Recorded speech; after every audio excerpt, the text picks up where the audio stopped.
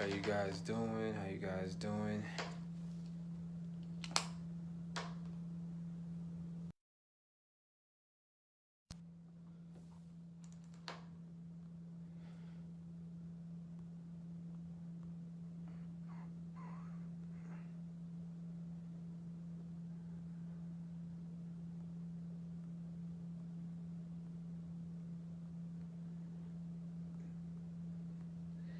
How's everybody doing? How's everybody doing?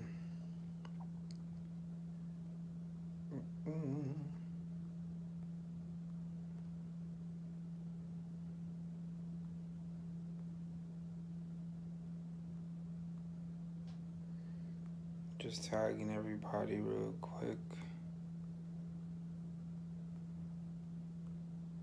Trying to have a good convo. Hope everybody's good.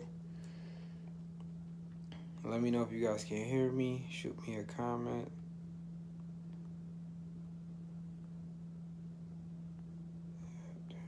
Share with your friends.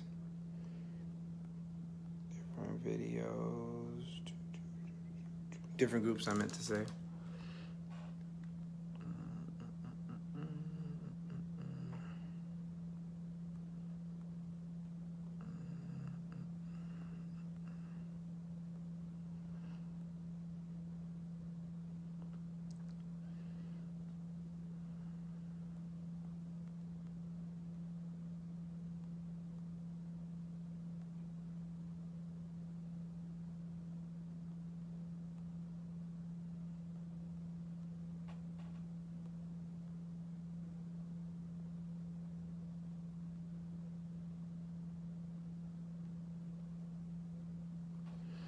If y'all can hear me smooth and all that, just give me a like. Let me know you guys are with me and everything is all good. Happy Sabbath to everybody. If you guys can hear me, let me know. If everything looks good, let me know. Just continuing to kind of add more people to the convo. If y'all can hear me. You don't want to hear my echo.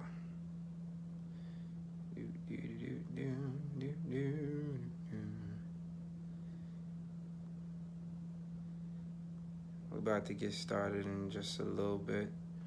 If there's anybody, any groups that you guys feel like this should be shared to, share it to those groups. You guys can share it to the Wakanda SDA page. Any youth groups that you might know that feel could benefit from this conversation.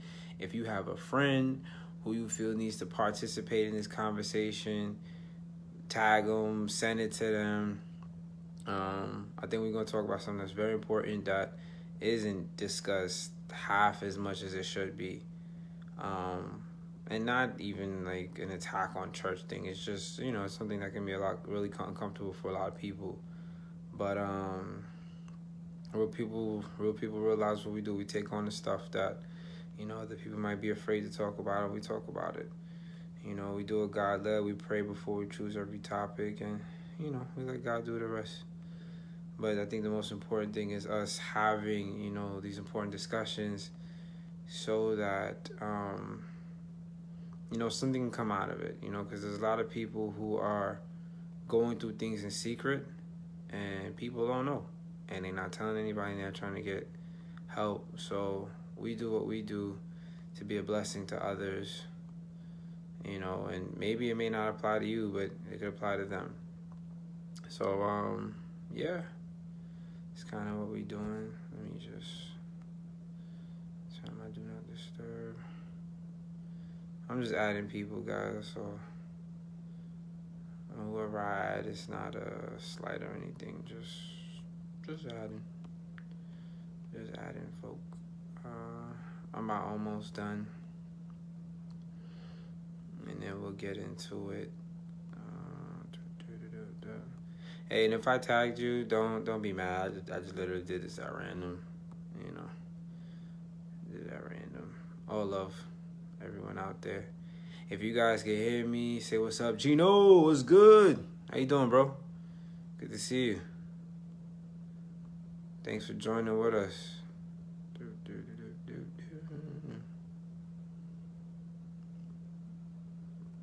All right, I think I'm like good now. I've tagged like a lot of people. I normally like never do this because I don't know. In my mind, it's like, maybe people don't want to see all this stuff. I don't know.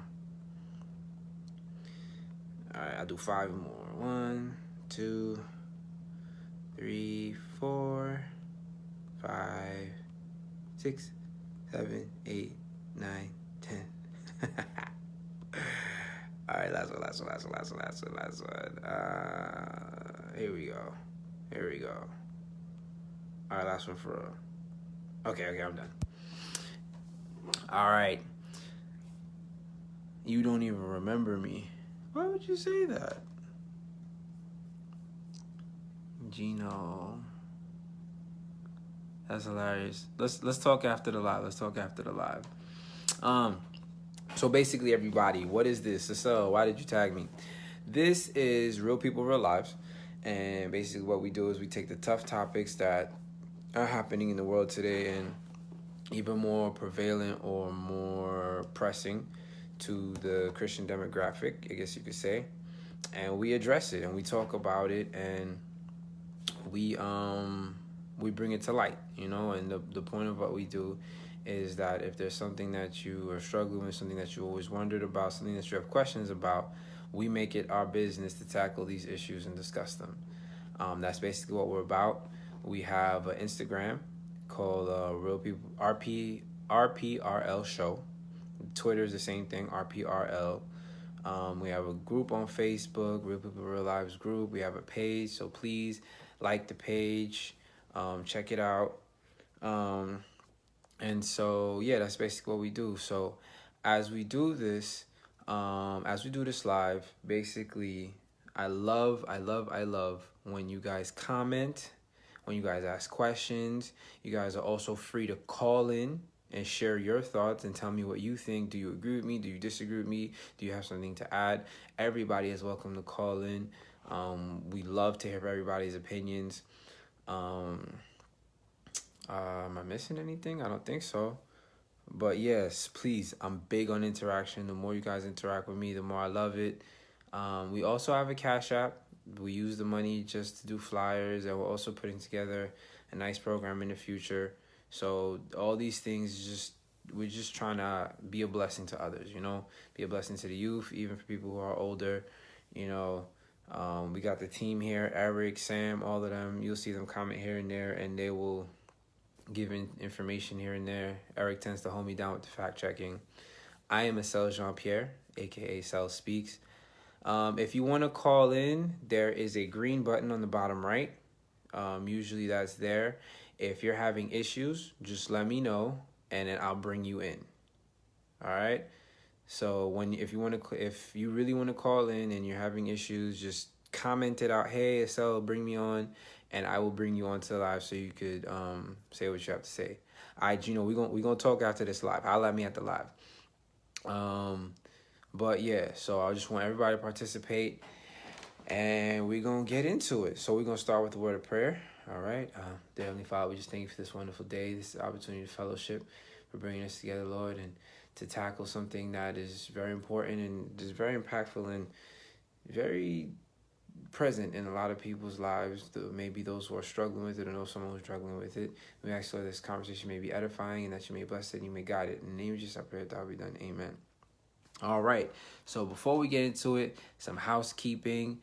Listen, we all respectful. We all cool. On the comments, please, we throw jokes here and there, but let's not troll or be blatantly disrespectful. We don't need to fight. Everybody has an opinion. We can respect everybody's opinion. Also, to comment, ask me questions, tell me what you think. Do you agree? Do you disagree? Do you have something to add? Do you, your perspective, your thoughts matter.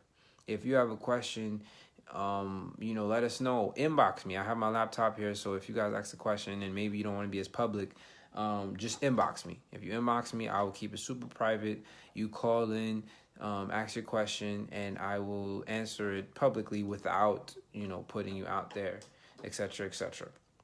All right. So our topic for today is pornography. Is pornography harmful? And so, this is something that God kind of put on my heart to talk about because it's a big deal. It's a big deal, and more people than you know are dealing with it, have struggled with it. I've had my battles with it, my struggles with it. And I think there's a lot of misinformation out there, and I think there's a lot of challenges out there that if you're not careful, people can fall into it. If people are not careful, they can kind of persist into the behavior and continue moving forward like this is something that's okay, that is something good. So most of the time when we have certain discussions, if we're talking about certain things, there's never necessarily a clear, okay, yes, this, okay, yes, that. But in this situation, we're just gonna we're gonna talk, and then I'll say what I have to say. We'll go from there.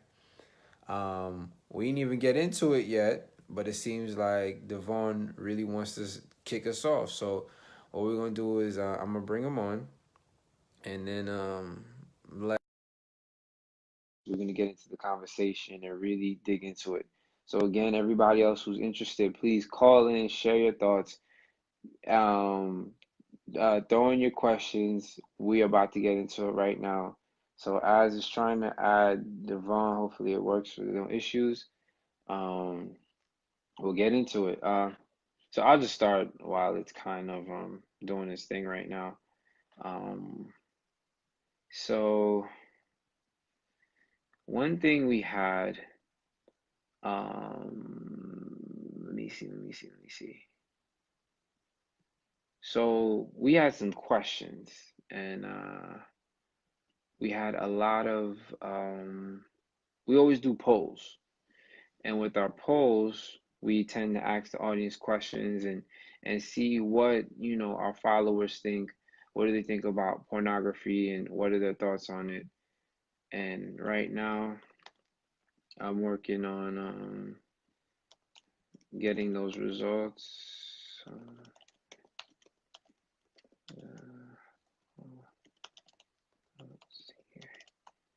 Yeah, we're working on getting those results. Okay. Oh, well, okay, Devon. Now you see how to call it. Now you get it. So that's how it works. Um, so basically, some of the questions that we were asking was we asked things like, "Hey, is porn harmful? Can you use porn to spice up your marriage? Can it be something that you could use to learn how to have sex better? Is it something that has any positive benefit whatsoever?" We were looking to pose these are kind of the questions that we had. Um, and we got some very interesting results. So those results are going to be coming to me. Eric's going to send them to me. But I want to know what you guys think. Is porn harmful? Is that something that you guys believe that it's bad, it's really not good, that nobody should participate in it? Is there anything about it that can be good, that can be useful? Is it true that you could possibly use porn to help your sex life with your spouse? Like, is that a real narrative? Let me know what you guys think in the comments. Um, you know, and when it comes to who is struggling with pornography the most, is it men more? Is it women more? Is it equal? For those who didn't get a chance to participate in live, I want to know what you guys think. So, you guys let me know in the comments what you guys are thinking. Does porn mess up your view of sex? Does it completely distort your view of sex and throw you completely off? And now you don't even know what sex is, or what sex is supposed to be, because your mind is just straight twisted and you're just all confused, all messed up. What do you guys think in the comments? Let me see. I want to see what everybody else has to say. And also too, for everybody in here, For everybody who's in here, I just want everybody to please like, share the video, because by liking and sharing the video, it expands, people on your timeline see it, it enhances the conversation. And by that happening, more people come in, we have a better conversation, we get to vibe a lot better. So that's what we're basically trying to do. So as you guys come in, just like and share the video, whether it be on your page, on your main page, like, share. That way it enhances the conversation. We get a better dialogue, a lot of people, voicing their opinions. Tag your friends, invite your friends. And I tagged a lot of you guys, but tag some more, invite some more people, and that's how we're gonna get into it. All right. So, we said one of the questions that we had was, is it okay to use porn when a spouse is withholding sex? So if you have if you're married and your partner cannot um cannot fulfill their sexual duties, or whatever ways you want to do that, they can't step up to the plate, is it okay to substitute sleeping with them, since that's not an option, and self-medicate, or find your therapy in porn? All right, that's one. And we asked people, 100% of our audience said no. That was like, nah, not at all.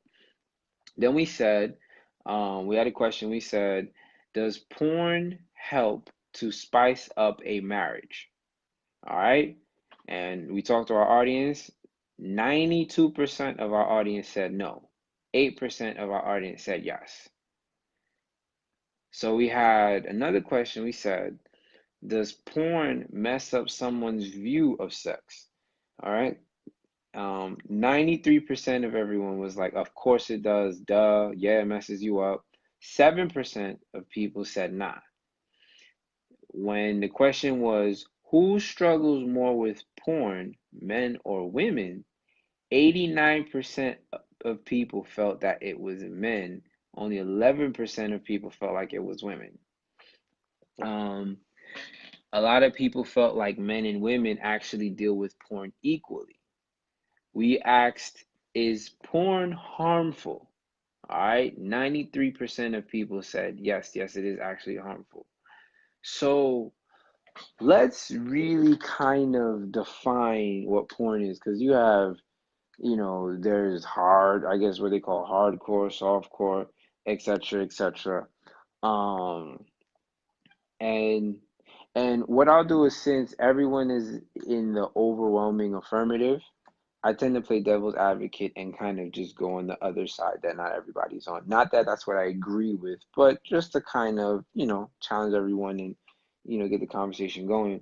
And so we have, so to define porn, right? The definition of porn is, let's see what the notes say.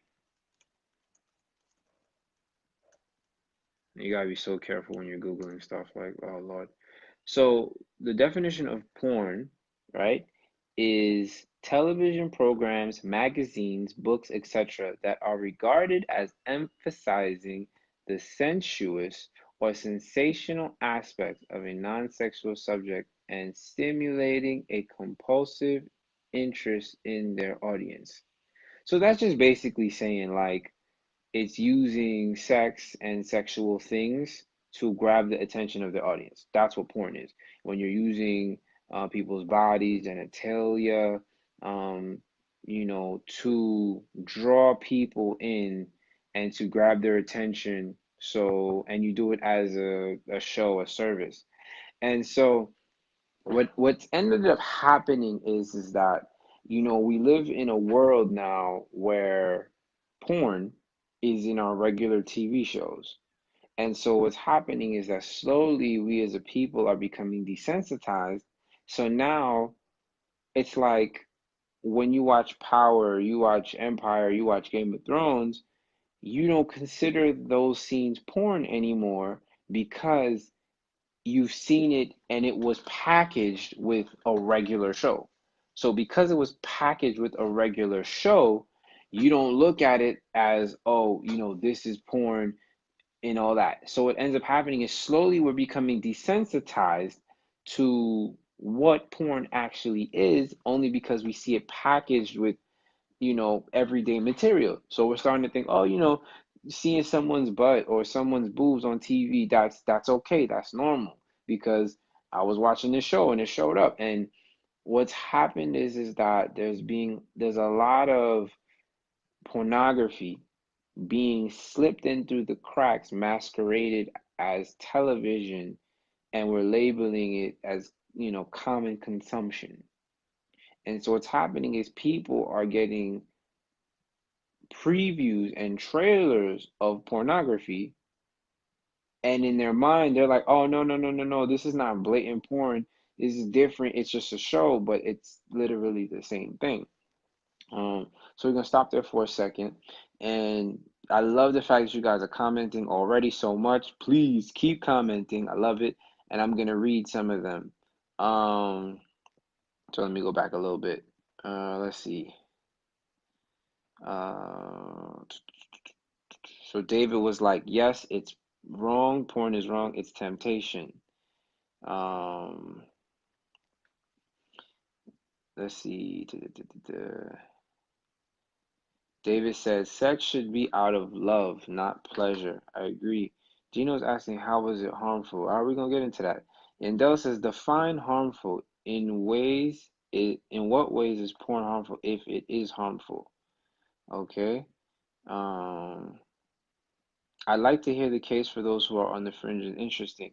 And by the way, if there's anybody who's in this chat who feels like, porn has its benefits, please feel free to express your opinion. Don't feel like because everybody's here, and they may feel a certain way that you can't voice your opinion. If that's your opinion, feel free. We welcome everybody's perspective. Even if you want to call in and express that, we welcome that. Let me see. David says, it's harmful to many of the women in it too. Absolutely. Um, Eric was answering to Yandel. He says it does negatively impact your relationship with others, your spouse, and God. Crystal says, I think both male and female struggle with pornography. It's just more culturally acceptable that men struggle with this, whereas for women, there's more judgment associated for us. As a result, we don't talk about it for women. That's interesting. And you know what? I hear that, and I might even challenge that, because I feel like society makes a woman who may look at pornography almost as like they would sell that and try and make it sexy. Like, oh, that's kind of hot that she looks at that kind of thing, instead of really like looking down at you. Whereas I feel like sometimes for men, men who struggle with this are demonized and looked at as nasty and disgusting, you know. So I might challenge that one. I hear that point though. I hear you. David says TV tempts us a lot. Absolutely. Starlene, how you doing, girl? She says, yes, I think it is wrong to watch porn. I don't think it's beneficial. First and foremost, it promotes the commercializing of something that God meant to be sacred. Also, it brings a third party into your bedroom and gives you an unrealistic expectation of your spouse, which may pull you to keep watching to satisfy the desire that your spouse is not able to live up to. Well said. Well said. Devon asks, how long is this program? We usually go for about 2 hours, so around like 11:30, 11:30, 11:45. If it gets real, real good and people call in, I tend to, let it go a little bit longer, but that's usually about how long we do it. So that being said, kind of go through the comments. And so we're basically talking about in mainstream television right now and in TV that we watch, okay, they have basically snuck pornography into television. So because of that, we are now being exposed to porn, but we don't consider it porn because, oh, no, no, this is not porn, this is Game of Thrones. Oh, no, this is not porn, this is Power. Like, for example, for me, I watched Power, but like after the first episode, I was like, oh man, this is too much. Like every episode is just the same thing. It's like you're watching, and then they give you that 5 minute montage of just people it's pornography. It's basically what it is. It's not covering up anything. And for me, I had to fast forward through that because it's like seeds. And if you continue to watch these things, the seeds sprout in your spirit and they sprout in your soul. And suddenly they make you want things that you may or may not be ready to be indulging in. If you're married, maybe it makes you, okay, now you're in the mood and you see your spouse and you do your thing. But oftentimes than none, it starts to mess with your mind and it starts to put you down a slippery slope. And what's happened is that we're now in a world, okay, where everyday consumption, everyday consumption, okay, is a little bit of soft porn here and there. And it's insane. Like even commercials, you're seeing women half naked, tantalating. It's like back in David's day, David had to walk on his roof to see a woman bathing half naked. Now, in today's world, you turn on your TV and you see that left and right. So I always like to define the terms, and pornography, making it very clear, pornography is when we are allowing ourselves to be entertained, we're being voyeurs, or we're watching someone and their sexuality is basically being marketed to us. Now, where we're talking about sex. So I'm not gonna say a girl in a bikini is porn. That could be the beginning of it. And I think as men who are trying to live a life of purity, you have to be very careful about that because once again, it's seeds, it's a slippery slope. So you start somewhere, it gets even worse. I love that everybody's commenting. So I'm gonna read the comments real quick. Also, for everybody who's coming in, like this video, please share this video. It enhances the conversation, it brings more people in, and we really get into the nitty-gritty of it. So I'm gonna read the comments real quick. It said, Crystal says, I meant to clarify the church's perspective. Okay, I got you. Okay, Claude Germon says, porn existed in the Bible. When David saw Bathsheba, she was bathing on, yeah, I'm pretty sure you meant to say bathing. She was bathing on the roof in bare skin. It says that David saw a pleasing sight and arranged for her to be his wife. After embracing the nakedness of Bathsheba, he was tempted to commit not one but two sins and more following. Right. Just him looking at her, right? And mind you, she wasn't doing anything wrong because I've actually preached on that. She wasn't doing anything wrong, but it was him who was kind of a peeping Tom and seeing things on her that he shouldn't have been watching, and he basically violated her with his eyes, and yeah, that led to a whole bunch of nonsense that everybody's familiar with that story. um then it says, Bev goes, what up, Bev? She's like, as women, because men lead, it is expected to figure out sexually and show us how it's done. Okay, I think you're trying to say that men are supposed to um help a lady and show them basically how it goes. David says, can I suggest a future topic? Absolutely. Anybody, once again, if you have questions, personal questions that you do not want to ask in front of everybody, just inbox me, inbox Eric. We can answer these questions privately for you. And I can, say it out to the crowd and they'll, say what they have to say. Devon says, I was addicted to porn for 10 years. It almost completely ruined my life. Hey, praise God for your deliverance, man. And I would absolutely love to have you come on later and share your story. That's, I think that could be definitely a blessing to anybody else who's on this line right now. That's what this is all about. Hadasha says, playing devil's advocate. Could porn help a couple try new things in the bedroom or help with role play? All right. I like that. I like the other side. Eric says, Instagram feed can be dangerous too. Absolutely. Um, and I kind of go a little deeper into that. So for me, right? When I was single, God was just kind of training me on a lot of things. And in that process, it was learning to be pure. And pure is not, oh, I'm just gonna not sleep with someone. Like, I was celibate, when I was in my teens, I kind of, started having sex and stuff like that, but I stopped in my early 20s, decided to be celibate and commit everything to God, and I was gonna follow God in all I did. And I learned very quickly that being pure is not just not having sex. being pure is also being mindful to the things that you say, the jokes that you tell, the times and places that you hang out with people, the things that you do. And I'm not saying in that period of time I was perfect. I didn't sleep with nobody. And it was definitely a challenge, but it was also a learning experience. And one of the most important things I learned was that the things that we feed our mind, the things that we look at casually, they are like seeds. And these seeds, they grow, they sprout, and then they want more. That's how lust works. Lust is never satisfied. So it's like, you will be watching TV and then you see this really attractive girl.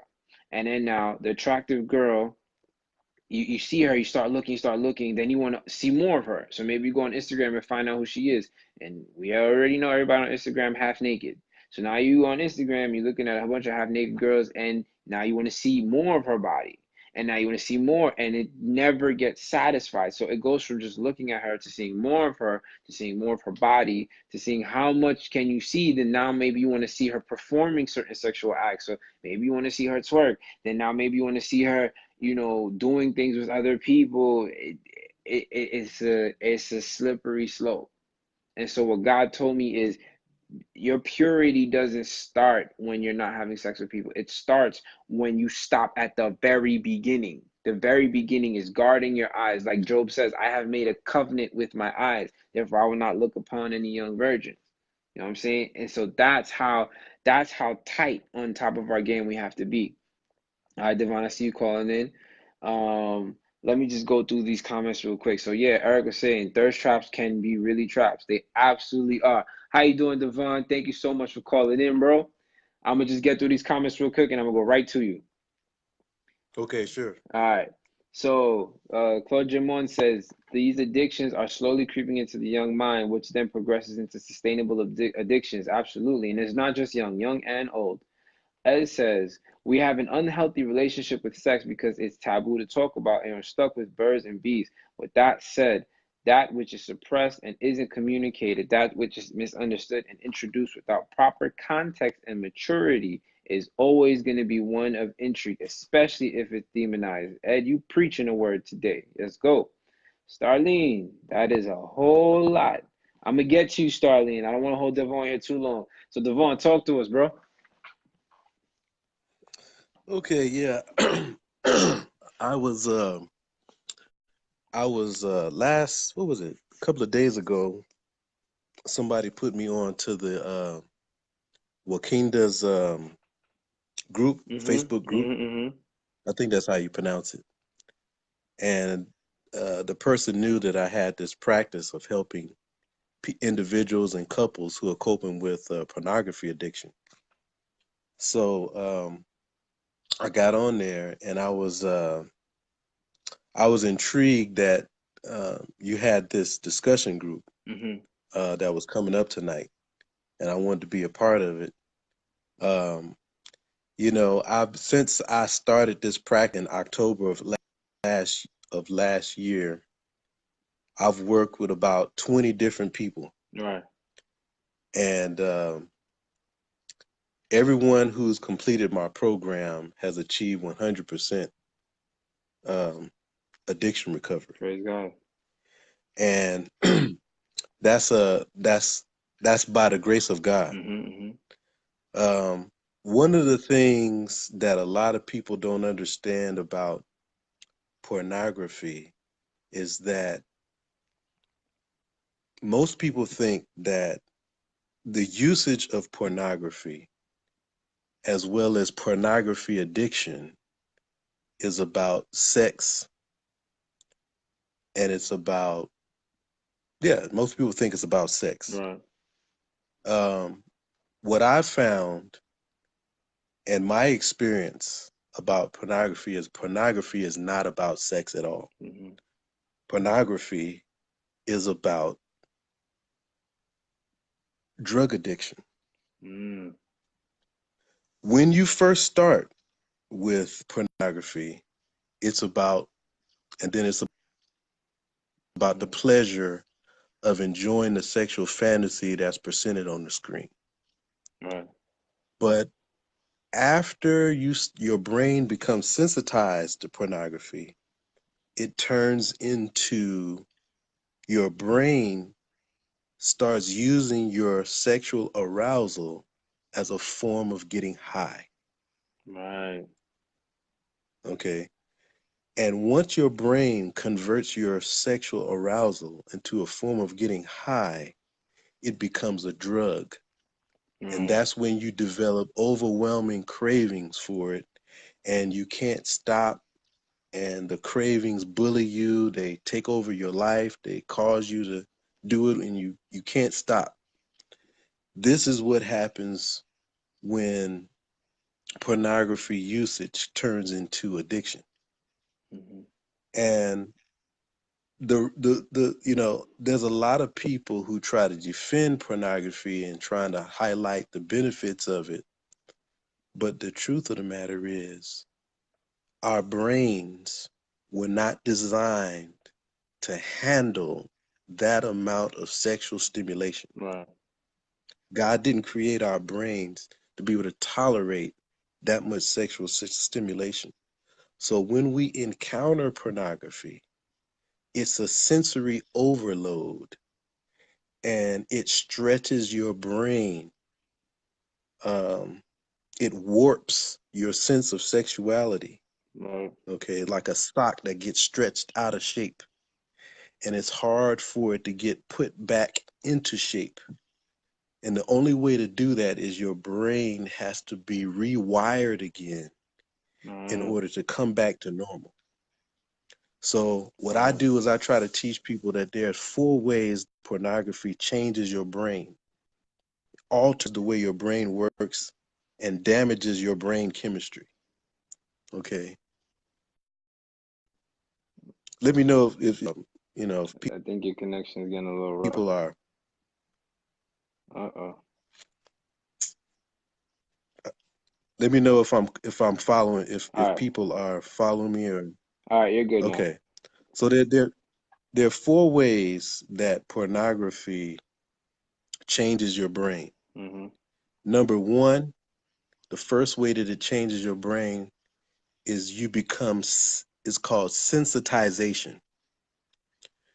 When your brain um, is sensitized to pornography, the reward center of our brain, there's a reward center, the thing that Mm-hmm. processes your mood, love, bonding, um, and addiction. This section of our brain is the reward center. And the reward center of our brain is powered by the neurotransmitter called dopamine. Okay. Right. Dopamine powers the reward center of our brain. And dopamine is not the drug that is the up doesn't it's not the drug that transmit when you obtain pleasure. It's the drug that the brain emits when you're seeking pleasure. Okay. Right. Dopamine gives you the craving, it gives you motivation to pursue pleasure. Okay.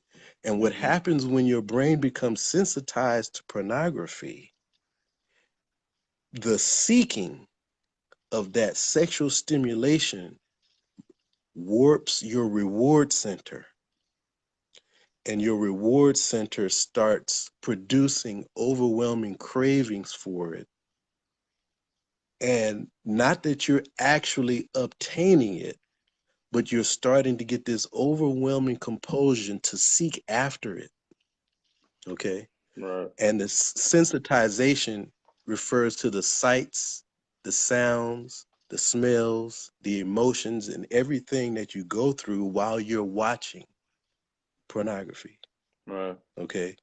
So when your brain becomes sensitized to it, you develop your brain, your dopamine and reward pathway says that was pleasurable, highly pleasurable.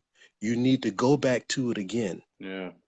And when your brain tells you to go back to it again, you get powerful dopamine dumps in your brain that say, go back to this, go back to it, go back to it. That means your brain has been sensitized to pornography. Okay. So that's the first change. that happens in your brain. And what's interesting about when your brain is sensitized, you can start to enjoy pornography and prefer pornography over real sex. The sensitization of your brain hijacks your sex drive, Yeah. and it pulls it away from the real to the fake. Okay. Um, I'm going to tell you a story about one of the clients that I'm working with right now. Young guy, young, handsome guy, um, white male. He said that he was, he's not a Christian guy, but I think he's Jewish. Anyway, he was telling me about how he went out with this young lady. He said, they've been going out talking. They got to the point where they were ready to, have sex. He said that they got ready to do it and nothing happened. All right. Couldn't do it. All right. He said she went home, sent him some pictures of herself.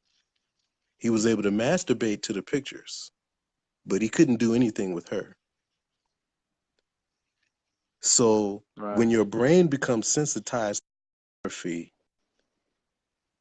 we call porn-induced erectile dysfunction, where now your life can only work if pornography is involved some way. And this is an epidemic that is sweeping the nation, I would say even the world, because so many men are experiencing erectile dysfunction. Now it's becoming an epidemic, which is why the erectile dysfunction industry is a multi-billion-dollar industry, because ever since high-speed internet came on the scene, erectile dysfunction has through the roof.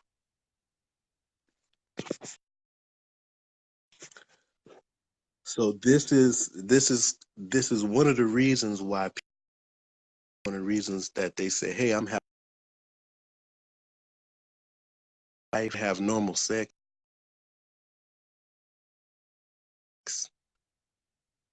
I need help. This is only one of the brain changes. There are three other brain changes that alter your brain chemistry just from the usage of pornography. Right.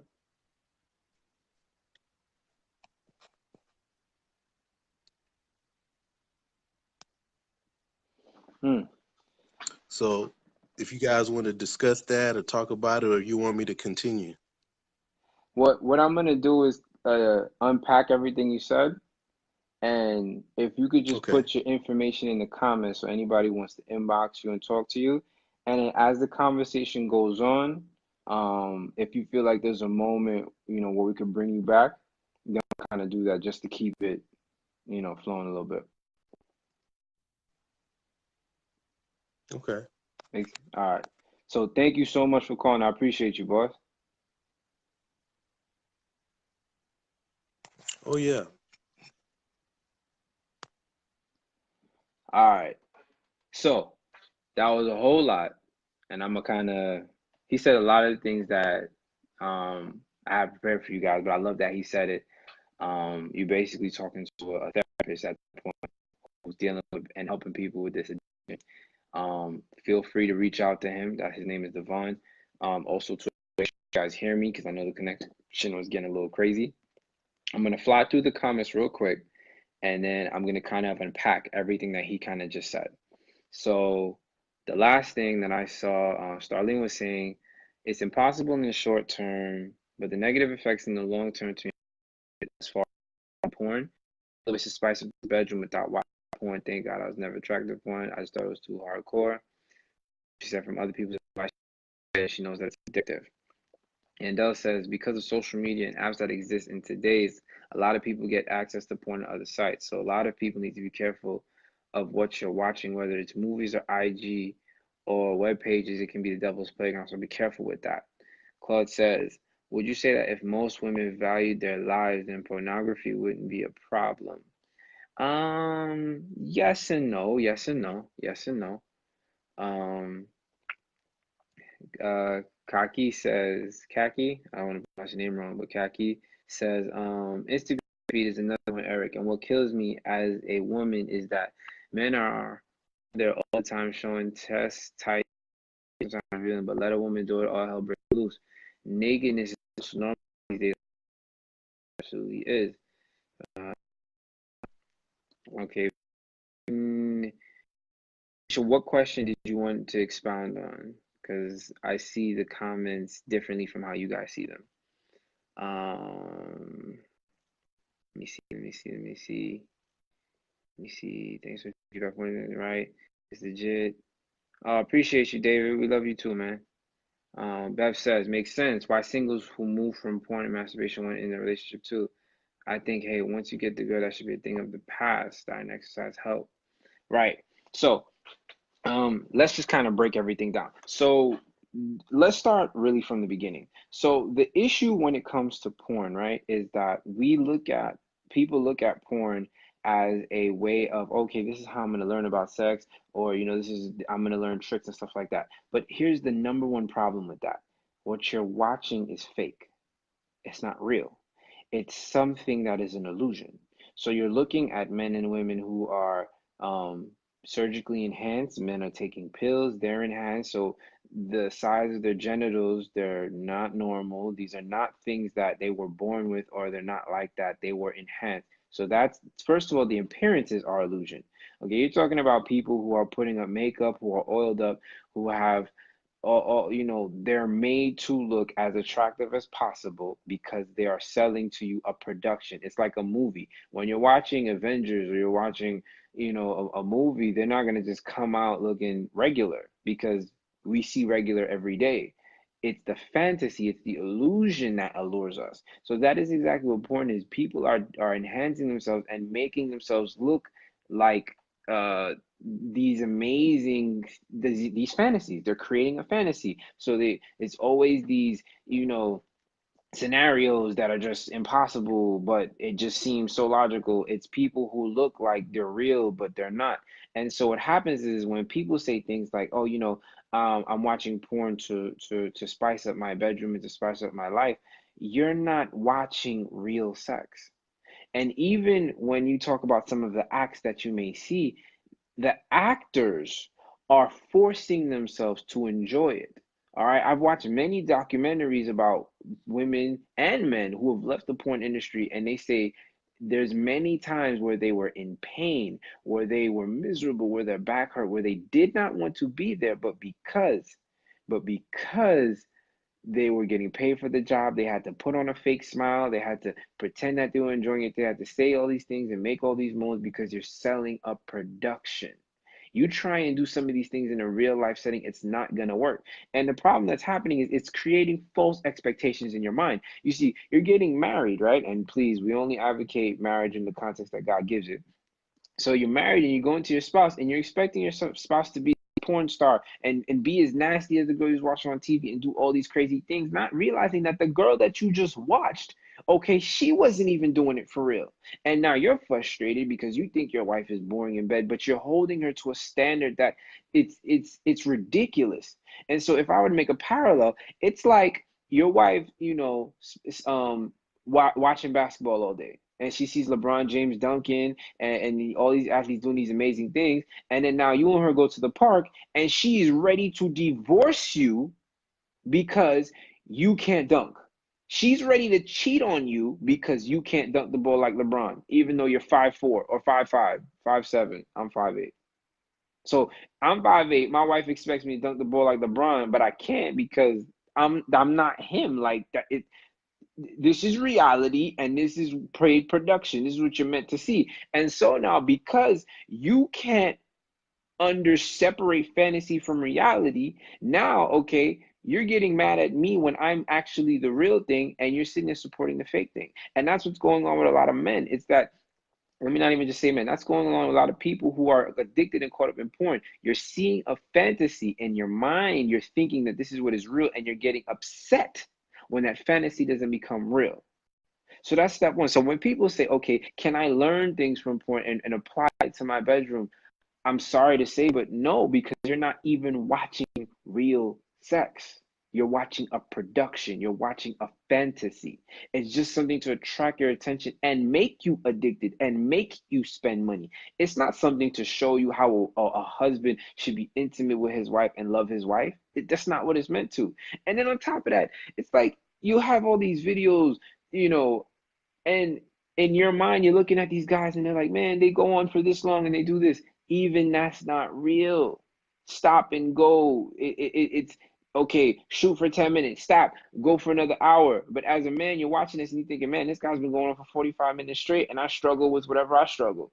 It's just all a ploy to screw with your mind, to make you spend money, to mess you up. And then we go into the topic of ED, which, yes, that happens because when men start to become addicted to porn, okay, what happens is that, and he was talking about the dopamine is a very, very real thing because dopamine, okay, the way it works is it's not, dopamine don't know what's bad or what's good. All it knows is that it comes when you get something you like. So when you as a kid, when your parents love up on you and they show you love, that gives your brain creates dopamine. So as a child, you continue to crave your parents' affection, right? But the problem is the brain can't differentiate what's bad or good. So what ends up happening is if you end up engaging in something that's not good, all right, but then now dopamine kicks in, you now want more of that thing, even though it may not be good. It's the same reason why you have people who cut themselves, self-mutilation. It's because they have these triggers, okay? And once the trigger kicks in, they need relief, so they self-medicate either with alcohol, drugs, or self-mutilation, and then they self-medicate and they are soothed. And so because they're soothed, now their brain is telling them, okay, this is a good thing. And now, even though the pain hurts, you have convinced your brain that this is something good for you. And that's why you have people who are addicted for years, even though they know it's destroying their life. They're losing everything, but their mind becomes hooked on it. Why? There's a book I was reading, it's called Rewire by where is it? I have it right there. Okay, I don't know where it is right now. Rewire by Richard Connor. And it's talking about the highways of the mind. And so the way our brain works is whenever you do something, your neurons fire and create a pathway. And so now the more you do that thing, now the more that pathway becomes stronger and locked in. And the more it starts to become habit and it just follows automatic pathway, right? So like for example, brushing your teeth. You don't have to think about how to brush your teeth. You've done it so much, you do it automatically. When you walk, you've walked so much now, you don't have to think about right foot, left foot. You did that at the very beginning, but now as you got older, you walk automatically. And the brain does that so that we can use our other mental faculties on other more complex tasks. Like you can walk and think, walk and text, right? So now what happens is to do, as you continue to do activities, when you do two activities at the same time now, they combine together and now they are forming their own pathway. All right, everything I'm reading to you is scientific information. You guys look this up. So now, let's say, for example, if every time I walk, I make a habit of whistling, then now whistling and walking will start to intertwine and they become their own pathway and it keeps happening again and again. And so now every time I'm walking, I'm going to whistle what out of habit, but I'm continuing to repeat that behavior. So now it's becoming natural for me, right? All right. So now it's becoming natural to the point where you may not be able to stop it. And that's how porn works. You do it the first time, it creates a pathway. You do it again and again, it starts to become automatic. And what happens is like he said, porn is a drug addiction. What does that mean? It means that every porn addict has a trigger. So maybe that trigger is rejection, loneliness, fear. Maybe it's boredom, maybe it's idle time. But whenever your trigger happens, then now you self-medicate and you turn to porn. So what started off as this curious thing becomes something that medicates issues you're not dealing with. All right, if you check the research, it's all there. I'm not even just making stuff up. The comments is hot right now. So guys, once again, like this video, because when you like it, it expands. People see it on your timeline. Invite your friends, tag your friends, try and include people in the conversation. If you want to call in to ask a question or to say what you want to say your piece, feel free.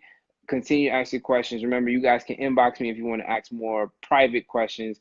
Devon also said you guys can talk to him if you want. So let's go to the comments real quick. So Daphne says it's like a drug. Your brain is gonna want more. You start with the basics. Pretty soon it doesn't do it for you anymore, and you're watching the hardcore stuff, the stuff that your partner will not do because they're not porn stars. Normal sex is not gonna do it for your body. That goes for male and female. That's facts. We have Ed. The mind is far more powerful than we give it credit for. We have the ability to conjure and create out of our minds some things that feel and appear to be real. Porn does that. TVs do that. Books do that. Tinder, the whole nine. Very true. Ed says, however, what do we say about the various books that are illicit in nature? Triple Crown Zane. Well, what I would say to that is it's what are you trying to fuel your mind with, right? Because when we want to learn more about the spirit, more about God, we read the Bible. We read books that talk about Christ. We read books that explain scripture. So if you're continuing to read books that are filling your mind with these sensual scenes and illicit this and illicit that, well, you're building a craving for the carnal, right? And the Bible says what? Flee youthful passion. The Bible says that we're supposed to keep our mind focused on that which is good, which is pure. We're supposed to take every thought into captivity, right? And surrender to Christ, right? And I want to give you guys a couple texts so that we're not just talking and not bringing the Bible into this, right? So we have Philippians chapter 4, verse 8. It says, finally, brothers, whatever is true, whatever is honorable, whatever is just, whatever is pure, whatever is lovely, whatever is commendable, any excellence, if there's anything worth of praise, think about these things. That's what God is asking you to think about. Right? First Thessalonians chapter 4, verses 3 through 5. It says, for this is the will of God, your sanctification, that you abstain from sexual immorality. And that is not limited to just physically having sex. Like Jesus said, Moses told you, do not commit adultery. I tell you, don't even lust after a woman. And you don't have to be married to lust after a woman.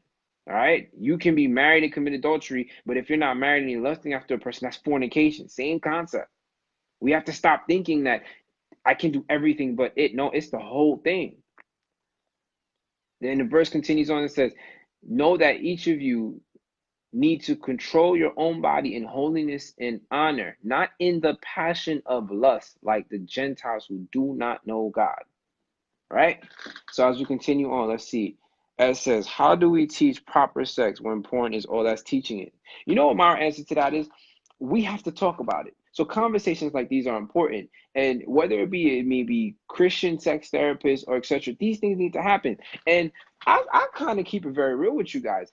For me, right, as a young dude, I was very interested in, okay, for me, it wasn't, I wanted to know, okay, what's the right things that you got to look for, or the things are books out there that are not pornographic that will teach you as a young man or as a young husband or even a young lady tips and things to do which fit in a realistic context. There's a difference between, okay, you watch a porn video and you're gonna try and see something porn, where now you're looking at, books written by sex therapists who are educating you and saying, okay, look, this is how a woman's anatomy works. Okay, these are all right, we're having a mature conversation, so we're gonna get mature. I'm not gonna say anything crazy, but we're gonna be mature. So these are the correct holes. Here are the wrong holes. Here are the drawbacks if you participate in this behavior. Here are the advantages if you participate in this behavior. Then it will say, okay, when as a man, if it's your first time, you don't want to be rough, you don't want to be this, etc., etc. And so there are books written by therapists and also that have wisdom in them. Okay, which is different from, oh, try out this crazy, like, you know, the fact, like when you're on Cosmo and it's saying things like, oh, how to do it like a porn star, you already know you're about to get baloney. But when you're reading books that are, and there's sex ed, like sex ed is a thing. In UCF, I remember we had a class, and that class had talked about toys, it talked about masturbation, it talked about sex, it talked about condoms, all these things. Unfortunately, sometimes in the Christian circle, we make it so taboo, we don't talk about it at all. And so what happens is that people are learning either through hearsay by talking to friends, hearing parents talk, hearing older people talk, or you just Google. And that's the danger with today's world, is we Googling everything and we stumbling along things we're not supposed to find. It is what it is. But there is real good information out there, but there's also a lot of bad. You know what I mean? And I think that's on us as a community to do better, to talk about these things and educate people. Man, I heard a story about this dude who I'm pretty sure, I think he was a virgin his whole life. He just got married, finally married. First thing he does is just goes crazy on his wife, so much so that he tore her. Like their first night, he was so rough with her, he tore her, and for I think like 6 weeks, 6 weeks she couldn't do anything. Had to have surgery. So there is a level of education that people need in knowing how to gauge this behavior, especially if you know what, you held it tough, you never slept with anybody, got married a virgin. You know, there are ways to learn, there are ways to do these things. But we as a community have to do better. We got to educate each other. And not just like hearsay, like real, like talk for real. Anyway, so I'm going through the comments. By the way, if anybody wants to call in and share their thoughts, please feel free. Comments is lit right now. I'm loving it. So we're gonna keep going. Please tag, invite your friends, share this video. Share. I want everybody to share this video right now, all at once. Just share it. Even if you shared it already, share it again. We want everybody in time on seeing this. We want everybody to jump in this conversation and make it good, because we are having a great convo right now. I see these comments is lit. So Ed said, if it's worse, then we must also add a Song of Solomon to that list. No, hey, I'm not gonna add Songs of Solomon because he is giving instructions on what a husband should do to his wife. He says, enjoy your wife, take pleasure in her youthful jest, you know, etc., etc. So that's biblical, and it's said in the right context, and that's advice. Like that, you know, he trying to put you up on game. He's like, yo, this is what you do to make her happy. She gonna like that without being explicit. It is what it is. Take it or leave it, right? Um, we got David Bowen says, I need to speak to a pastor. I'm pretty sure there's a lot of pastors here. So if there's any pastors who would like to talk to David, he's on. Daphne says, porn is not meant to teach sex. It's simply a business, production, money-driven. Facts. Ed says, Beverly, if reading these books illicit in nature, the Song of Solomon, understood in its proper context, is just as illicit. Devon says, dope addiction equal porn addiction. Facts. Eric says, all right, Eric, I'm about to bring you on right now. Wait. Okay, you disappeared. Oh, or did I press the wrong button? Call back, Eric. Call back. Just like we had those ads and programs in schools and parents talking about the dangers of drugs, we need to talk that way about pornography. Absolutely. We're talking about everything. Pornography needs to be addressed because there is a lot of people struggling with it. And I'll keep it very honest with you. When me as a young kid, I had my issues and I had my struggles. I couldn't turn to church to help me because one, church, everybody look like you nervous. You know, you don't want nobody to judge you. It's a fight. It's not like something that you're trying to do. But everybody quick to crucify you and kill you, so you don't want to talk to anybody in church. But church ain't even giving you the information you need. So it's like it's a struggle. Let me see. Add. Yeah. All right. Let me see. Ed says, what's the consensus about sex ed book Kama Sutra tantric schools that are used to explore the sexuality that is also in us? Hey, if it works for you in the context of marriage, I'm not completely against it. You just got to know what you're consuming. Yo, you got a lot of noise behind you. I Oh, don't know if that's your. you can hear it. You can hear the you can Is hear that your washing everything. machine? Yeah, yeah, yeah. I I'm can on hear the your thoughts. I'm on the lapel mic. Sorry. I Um, got you. Talk to us, bro. Wait, hold on. Let me jump to these comments real quick. no So problem. Ed says, I disagree. I don't disagree with Daphne, but I'm certain that there are 11% of people who are looking at porn for educational purposes. maybe, but once again, looking at porn for educational purposes is it's you're looking at something fake to find something real. Hadassah says sex education is important. Just get it from a wise source. Absolutely. As an experienced woman, I can tell you that the best thing that you can do for your sex life is talk about it. Yes. Learn from your spouse what he or she wants. The best thing you can do for your sex life. It's okay to read certain literatures and explore. Just like with everything else, just ask yourself, whatever I am trying here, how does it compare to scripture? Yes, yes, Starlene, talk to them. And she married. Ed, say that. Folks figuring out on their own and listening to Tank R. Kelly. Exactly. Too much sex and music, David. I'm a public health educator, and my main courses are reproductive health, including anatomy of male and female body parts. It's needed. Yes, it definitely is. I would love to tailor a course for our church. I absolutely think you should do that, Jessica. And when you do that, please reach out to us. We would love to support you and make that happen. Daphne says, I'm coming to you, Eric. I'm going almost there. Daphne says, okay, I agree, but that's where education comes in. I'm not afraid to admit I've landed on the wrong side of porn before. I wanted to know the depth of the business, and trust me, I wish I didn't. Porn is not real. I wouldn't even say safe. We need more discussions like this. Amen. That's why we do it. Married couples can become advocates as well. Hey. Nadasha says, I can't wait to talk about this for Detox. Hey, I support her. She has this thing that she does, kind of little, not like this, different, but tackling the tough issues. Eric, talk to us, bro. All right. Just going on the same route of when we realize that it's a drug addiction. When I was growing up, there was the DARE program. There was cops that would come to your school. There was This Is Your Brain on Drugs on TV. There was anti-smoking commercials coming out. Everything to tell us that these things are addictive. They're harmful for your body. They're harmful to your brain, harmful to your lungs. They put a strain on your relationships in your family. And the secular world, the church, everyone was having those conversations. What we're finding with pornography is we're not having those same conversations. Now that the literature is out, that it is a drug addiction, that it affects the brain, these conversations have to be out in the open. We have to not be afraid of that industry, because now it's a big industry. It has a ton of money, and everybody's caught up in it. Okay, everybody's cheating. You find it on the news. Jonathan Kraft just got in trouble for it the other day. Our current president had his own lawyer go to Congress because he was covering up his relationships with two, one a Playboy model, one a porn star.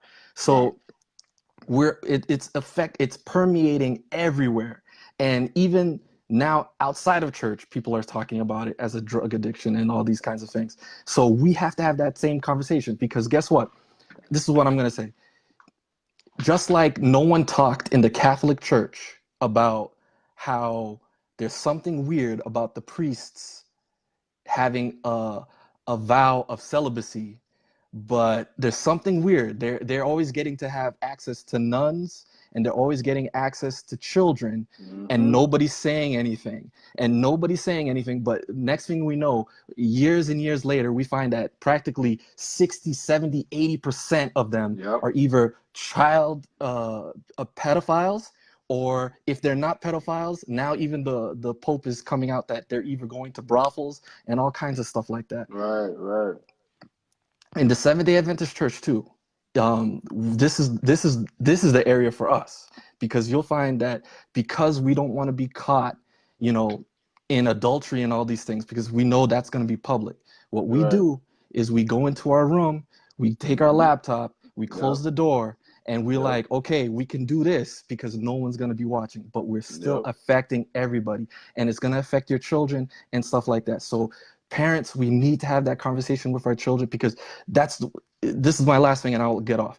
Because when we don't have that conversation with our children, and we don't have that honest conversation, and we tell them, listen, you got to watch yourself, because this is an addiction, and it affected me in the past, and you have that. Just like an alcoholic will tell their child or their son, stay away from alcohol, don't touch it, don't let you take a little drop, because you're going to go down an alley that you don't want to go down, because I went down there. We have to be willing to be honest, to say, listen, Watch what you're doing.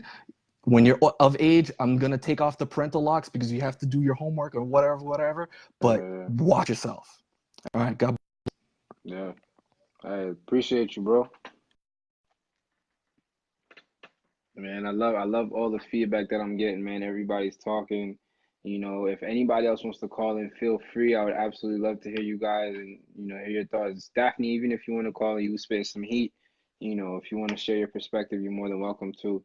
You know, you guys don't have to be afraid. It's, you know, public forum, so I love here. Let me see. Devon says, the purpose of sex is not to perform better, but to express love towards your spouse. When you are intimately connected, spice happens. Facts. Facts. Ed says, Daphne, agree, wholeheartedly agree. It's the fact that education seems lacking in both contexts, Christian and otherwise. Yep. Jessica says, well, the church just started talking about mental health. The church needs another 10 years to catch up, but we can't wait for that. Absolutely not. And that's exactly why, you know, we try and do what we do here, real people, real lives. We can't wait because people are suffering now. You know, I can't tell you guys how many times I've had, you know, young men, you know, talk to me about their struggles with pornography and how, you know, it's a fight for them. You know what I mean? So it's everywhere, you know, and as we get into it, you know, I'll kind of share some tips and tricks for those who may be, you know, still going through the addiction and, you know, ways to kind of break out of that. And the fact that we have Devon here too, you know, I mean, he can definitely share us some fact-proven points, seeing that he actually works with people. And hey, if there's somebody who feel like you may need help, look, it's here. It's here. Ed says, I couldn't agree more. This conversation is supposed to be widely spoken, especially to the young generation. Satan is everywhere. Devon says, question Devon, what is your take about the energy aspect of sex and sexuality and how the tension built up can be used in other means in porn, if that makes sense? I'm not even sure what that question is. I look a little rough. I stick. Oh, listen, if you want time, they never show their face. Everyone who calls like you have face, you could just do that the whole time. So it's all good, but no pressure. Darlene says, true that. People do have virtual affairs with pornography instead of a live person because they don't want to be caught in adultery. Yes, they do, but it's still adultery. Absolutely, yes, it is. Because when you're getting, see, God says that we are only supposed to get sexual gratification in the context of marriage. That means that you're supposed to only get it from your spouse, nobody else. So there are people, right, who argue and say things like, oh, you know, if me and my spouse are in a room and it's like mutual masturbation, or maybe she's masturbating for me, is that okay? In my opinion, listen, like everybody loves to quote this thing where they say the marriage bedroom, the marriage bed is undefiled. If that's what you and your partner are into and you guys are cool with it, that's fine. But it's a very different thing when you are off in your own world, engaging in your own sexual gratification that has nothing to do with or no connection with your spouse. That means you are now deriving sexual gratification from someone who's not your spouse, and God ain't cool with that. And the reason for that too is um, the way the brain works. It's actually really interesting. The way our minds work, right? And there are studies that show this. When you look at attractive people all day long, the more you continue to look at attractive people, the more your own spouse becomes a little less attractive to you.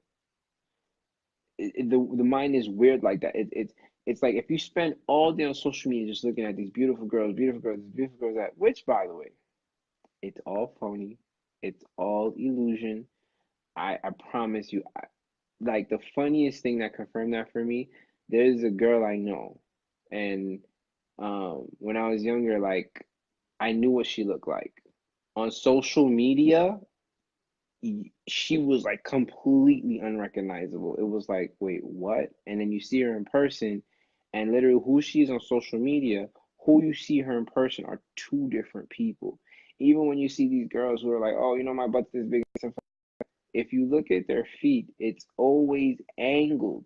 So men are out here disrespecting their spouses, getting caught in cycles of lust off of illusions. It's all fake. Like it's not real. And even when you look at these women with these bodies surgically enhanced, like Ain't nothing like the Bible says, he that findeth a wife findeth a good thing, not he that findeth the Instagram jump or fall into a thirst trap. He that findeth a wife. Trust me, like just when you just follow God, it's not that God's trying to keep us from things and not having fun. It's just better that way. So, yeah, that's my little tidbit as I'll continue to give them. Dasha says, I believe that performance and love in the bedroom is one. I believe that is a great way to make sure that both are happy and satisfied mentally, spiritually, emotionally, and physically. A lot of singles that are not virgins get married thinking that their 2-minute performance is what will be okay from their spouse. It doesn't work that way. Getting to know each other in the bedroom spills into other factors in the relationship. Absolutely. And I think, too, like someone was saying earlier, communication is super important. Tell your wife what you like. Tell your husband what you like. Tell them what you're into. Tell them what you're not into. Experiment. Try different things. Be open. You know, there's nothing wrong with, two partners exploring each other. That's what it's for. It's a learning process. And, we'll keep it real here. I'm married. I've been married 6, 8 months now, I think like that. And me and my wife had to learn to communicate. Like there's certain things I say, hey, I kind of like that. She told me, hey, that's cool. I want so much, more of that. And as a guy, you gotta be humble. Like you don't know everything, and every woman's body is different. So sometimes you just gotta be like, all right, babe, show me what you like. Like teach me how to please you. You know what I mean? Which porn don't teach you that. Porn, you're not having intimate, vulnerable conversation in pornography. It's, and that's why it's so harmful. There's no aspect of it. There's no aspect of it that is going to be beneficial for you.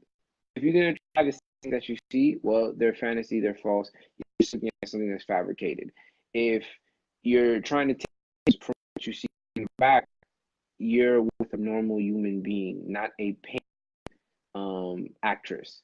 So it's like, and the worst part about it is this is something that controls your mind and starts to make you give up all the things that you would rather be doing, but now you're locked in a room or locked in your car, going further and further. And here's the funny thing, like, you look at Terry Crews, for example, and Terry Crews was saying how I think his addiction was like for 25 years, married, had children, and his addiction started from porn, and then it went to prostitution. And then he would start to get little prostitutes here and there. That's how out of control it got. And so he finally confessed to his wife, and she was ready to leave him. She was ready to leave him and be done with him. And that is the destructive power of this thing, because it will not get satisfied, especially if you start making it okay. Anyway, let's continue with the comments. This is good. This is good. David says, I've been struggling with my mental health. David, we just want to pray over you, give you blessings, ask that God just be with you. Everybody, if y'all can, just throw out a quick prayer for David.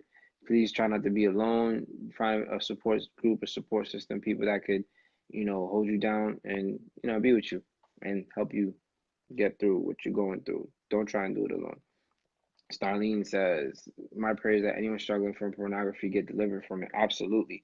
Devon says, tension comes and goes. You don't need porn just for tension.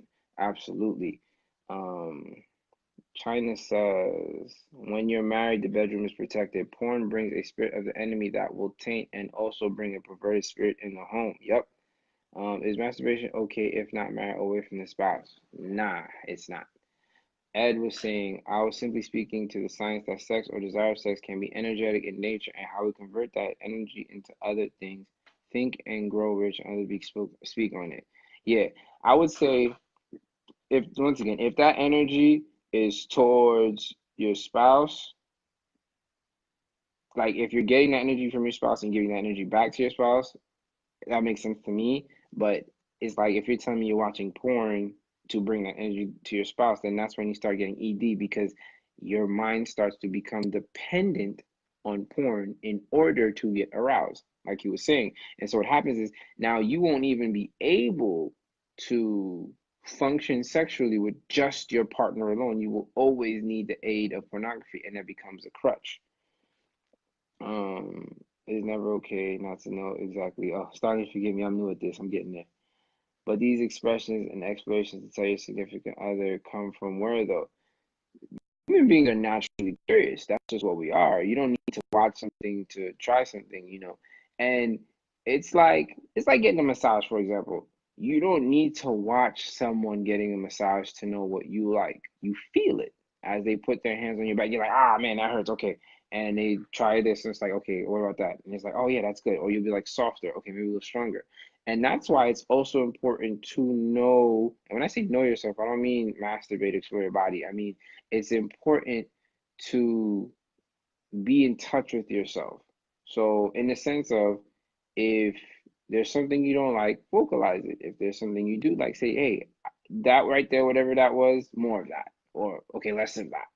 That's why it's so important when you're married to communicate. It's not just you communicate in arguments, you communicate about finances, but you also got to communicate about intimacy as well. Bev says, porn teaches you how to please yourself. Absolutely. Feeding the flesh will lead to. Yep. Eric says, Balaam told King Balak how to get the Israelites to commit sin by enticing them with sexual immorality and food sacrificed to idols. Sin attached to appetite is very dangerous because it becomes an addiction.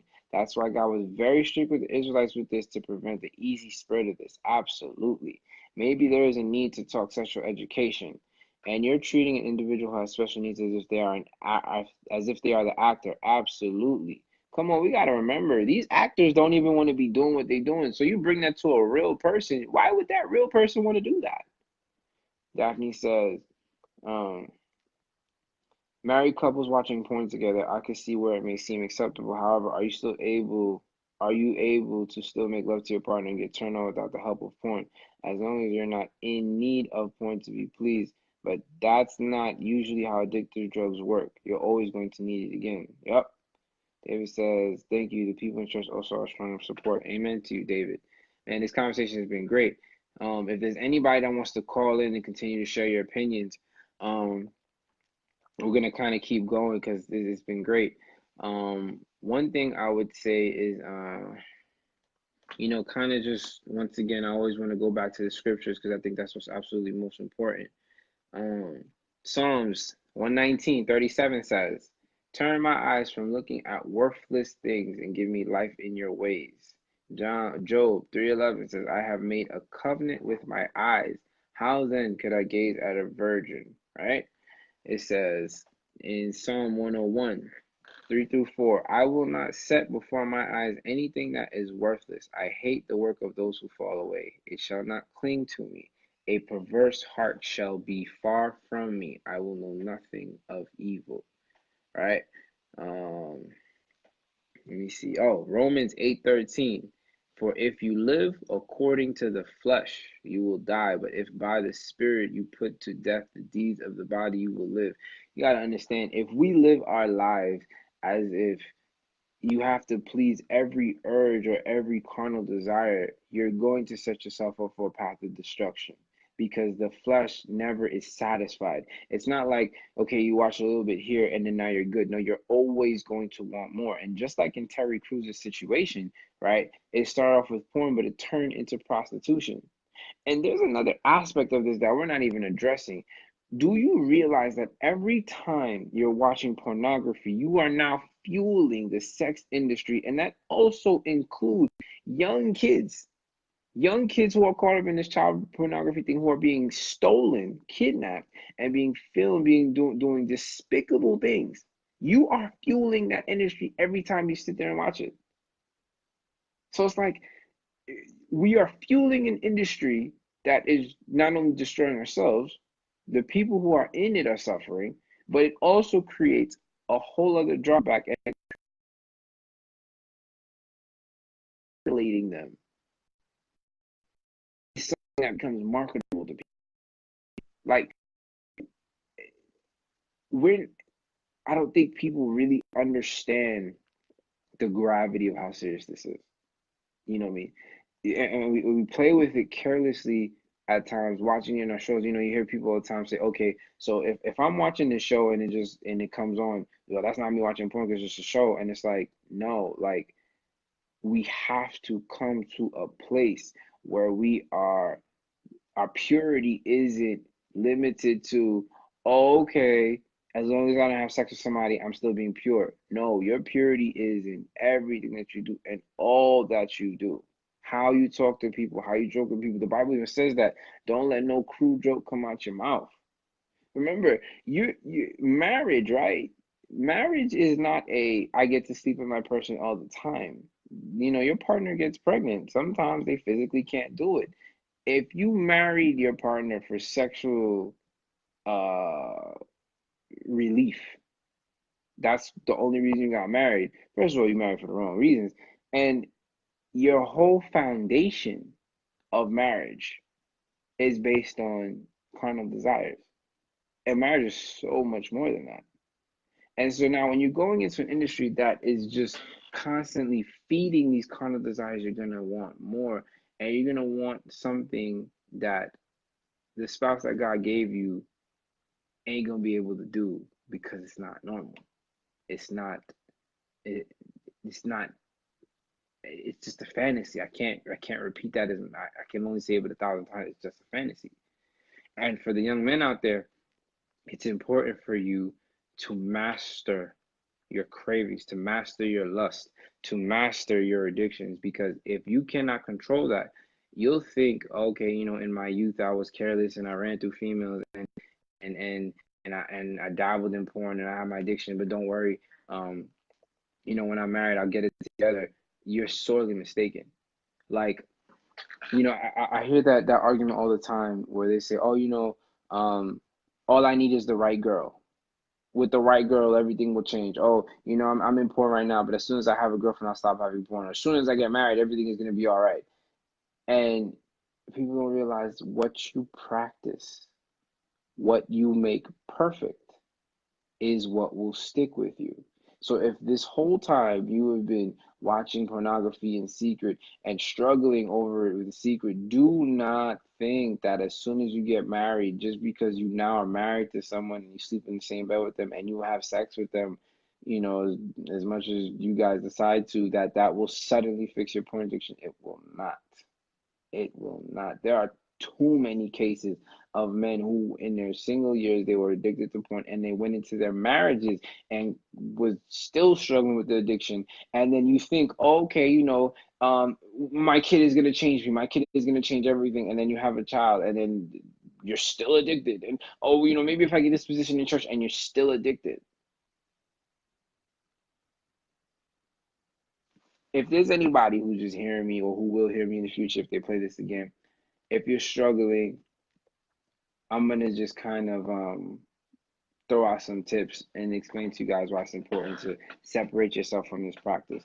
First and foremost, and the most important thing is we submit ourselves to God in all that we do, from those coming from a Christian perspective, but from those who are not even in a Christian perspective right now. For the Christians, we know that we submit ourselves to God in all that we do. But for those who are not Christian, and talking about everyone, you're talking about a destructive behavior that will only take from you. It's not giving you anything. Giving you temporary highs, temporary pleasure that's only meant to rob you of true satisfaction and true blessing that only God can give you, right? And what happens is, even in a secular sense, men who do not have control over their lust, or who do not have control of their urges, women who do not have control over their lust or their urges, you can't be successful in life, because you being chained to something will sap you of your energy to find the energy to be doing the best that you can.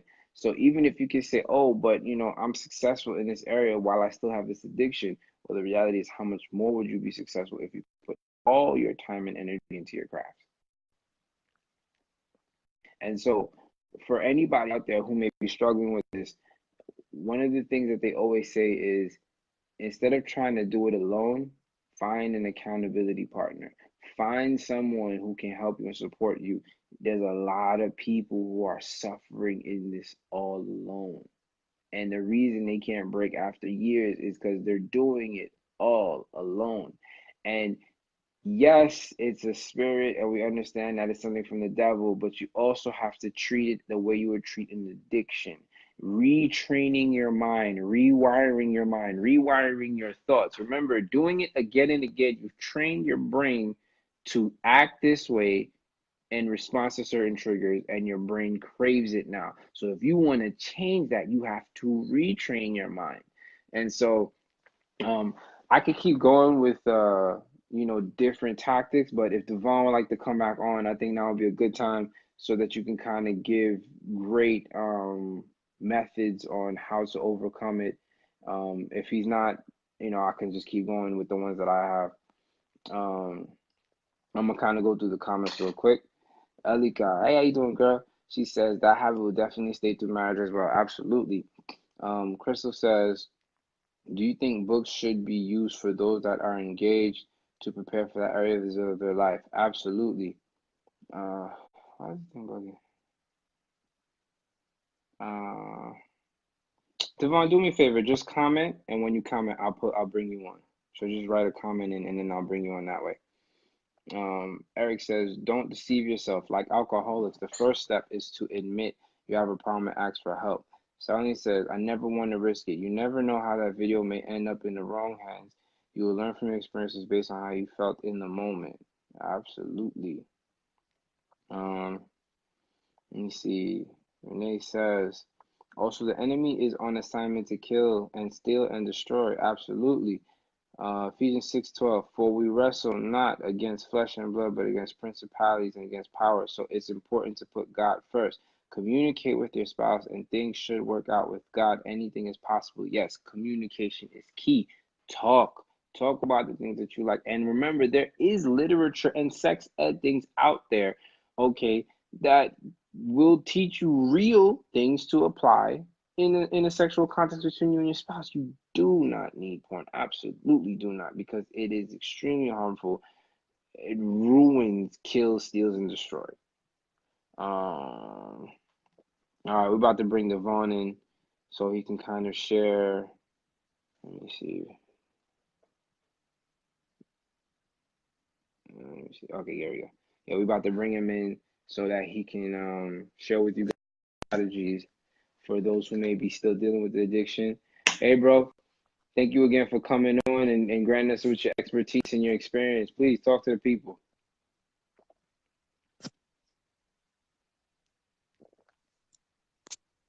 Can you hear me? Okay, yeah, I can hear you. Yeah. Yeah, I was saying thank you so much for coming on again and sharing your expertise and to just talk to the people. For people out there who may be still going through this, what steps can they take to overcome it? Maybe for people who still think it's okay, what can you say to them? Well,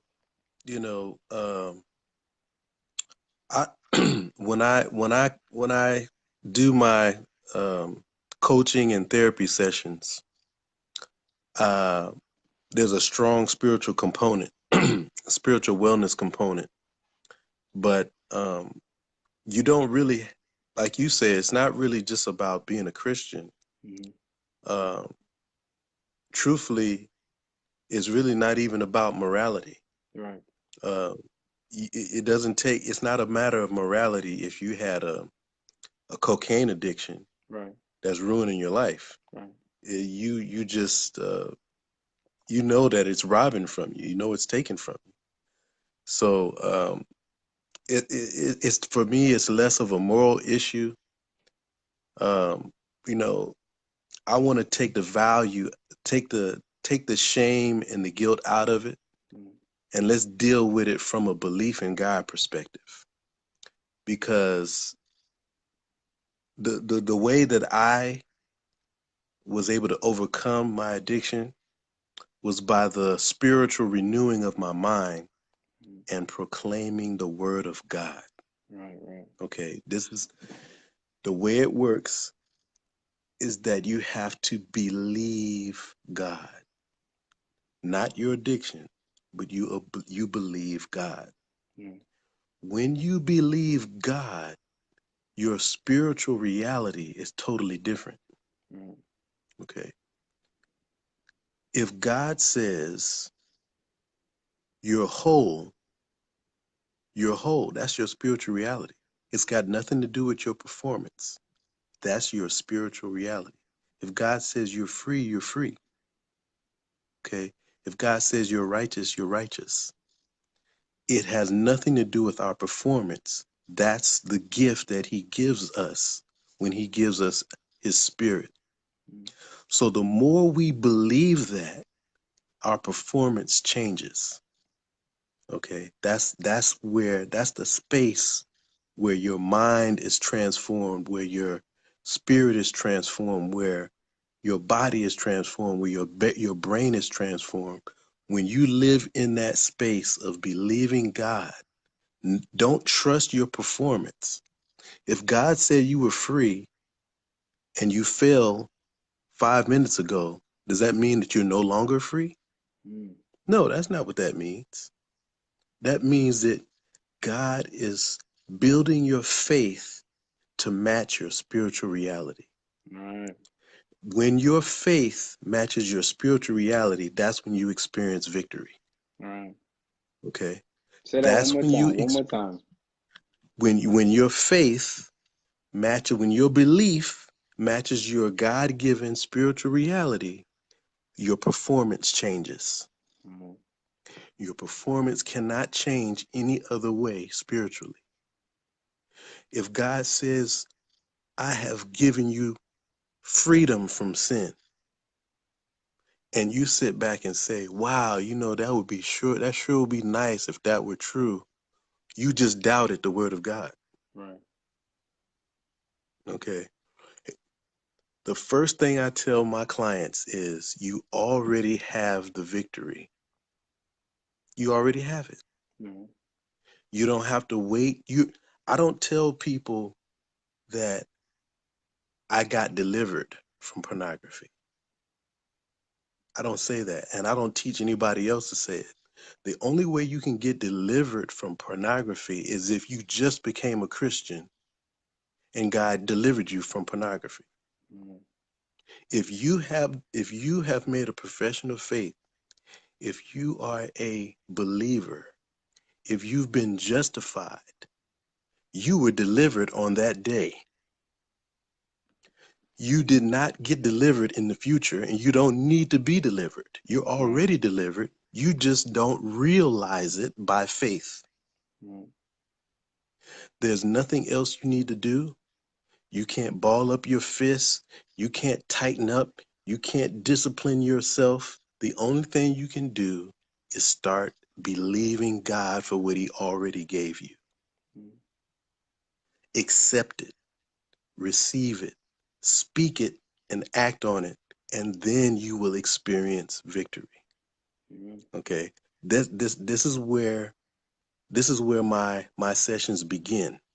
So we go from there, and then we start going to what's happening neurochemically, understand what pornography addiction is, and understand what it is not. Mhm. Okay. So I talked about, sensitization, and you made a lot of really good points about it. How, you keep going down this path and it wears a path in your brain Mhm. so that now your body has an automatic reaction to the craving, Mhm. you know. Um, but then after your brain becomes sensitized to porn, then it also gets desensitized to Right. porn. The desensitization means that that you're now building up a tolerance to pornography. Your brain is using pornography to get high, but now it takes more of it to get to the same level that you were Right. on before. Now it takes more time, takes more things that are outside your normal taste. Now you're looking at things that are more gay, things that produce more shock, things that are more surprising, things that are more debasing. Right. And your taste gets further and further stretched out because now that you've become desensitized, you have to do it longer You have to look at more um, provocative content in order to get to the same level of high that you were getting before. When this happens, your reward center in your brain is being broken down. Okay, your reward center in your brain now becomes muffled, and it doesn't just affect pornography; it affects everything. You don't experience anything to the level that you used to because your reward center is damaged. Okay, and now everything you do requires a boost of dopamine from porn, or you can't get on with your day. Right. Okay, you can't cope with any kind of stress or negative emotions unless you're using porn. Okay, this is how um, it starts to affect your brain. Now that's the desensitization part. And when you have the desensitization part, you have brain fog. You have a lack of motivation to do everything. You have lack of concentration.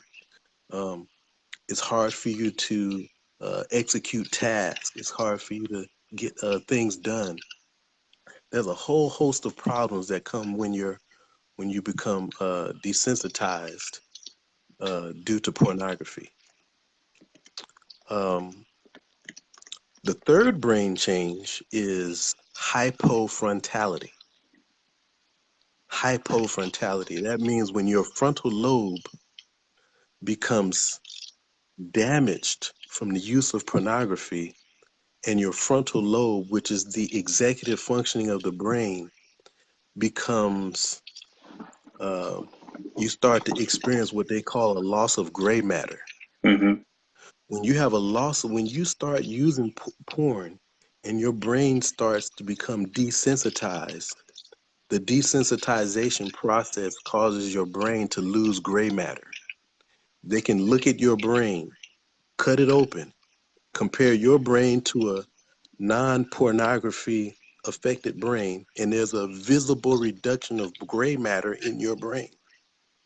And the reason why that happens is because when your brain is overstimulated with pornography, the brain will shut down some of those nerve endings because they're saying, your brain is saying, I'm overwhelmed. This is too much stimulation. We have to cut this down. And when they cut those nerve endings down, it actually shrinks the size of your nerve cells. And this is where you get brain damage from pornography. All right. Okay.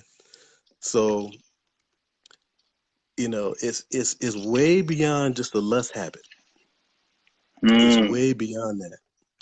And when you have hypofrontality, you start to experience um, this is when your self-control becomes abysmal. All right. Your frontal lobe is responsible for executive function, is responsible for good judgment, is responsible for impulse control, is responsible for second thoughts, is responsible for goal-oriented behavior, All is right. responsible for your ability to foresee consequences and adjust. Now, when you have hypofrontality and you can't access those functions of the brain of the level that you need to, it affects every area of your life. If you're a husband and you can't execute good judgment, you can't execute self control, you can't foresee consequences that are coming around the corner, what kind of person are you to resolve conflict with your wife? All right. You see what I'm saying? How can we as a church prepare the world for the second coming of Jesus Christ when we got damaged frontal lobes? Right. Right. Okay. So I want you to do this for me. For and I think everybody can hear you, but they probably might not be able to see you. But that's okay. As long as we can hear you, that's important. Um, Okay. for any youth or anybody right now who's watching or will watch and they're struggling with pornography, they're trying to break free from it, give them a couple steps that they can take right now to start to break free from that addiction. Give them what they need so that they can begin that process, start that process, and eventually break free. Okay. The first step is you have to start saying,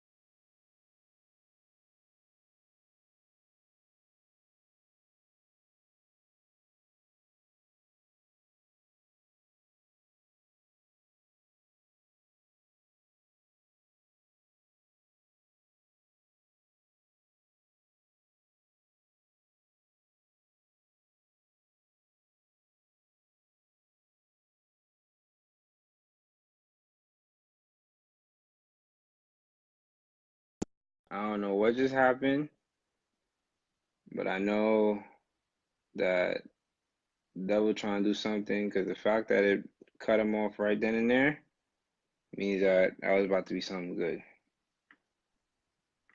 All right, that means the devil at work because you was about to give them exactly what they needed. So let's go right back. okay, okay. So the first step is you have to pray before you're about to go to pornography.